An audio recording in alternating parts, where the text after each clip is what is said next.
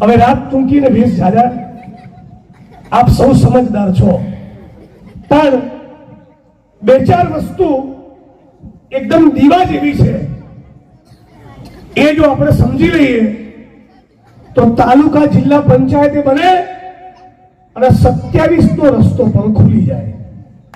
અને વાત એ છે કે જે ભારતીય જનતા પાર્ટીની સરકાર આખા ગુજરાતના 33 જિલ્લામાં 250 તાલુકામાં ચરસ, ગાંજો, દારૂ અને ડ્રગ્સનું વેચાણ કરવા દેતી હોય, એ તમારો વિકાસ કરે? આ સવાલ પોતાના આત્માને પૂછજો.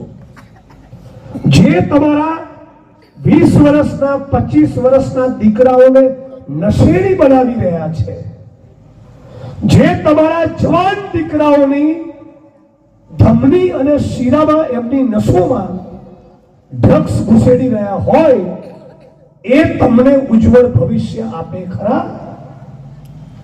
આટલી વાત તમારે પોતાની જાતને પૂછવાની છે.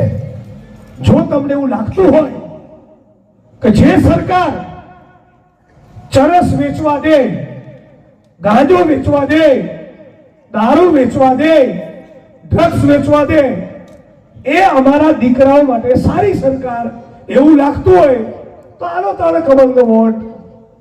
અમને ફરક પડતો નથી, પણ હું નથી માનતો કે એક પણ ગુજરાતીએ હવે આ ભારતીય જનતા પાર્ટીને એક પણ વોટ આપવો જોઈએ.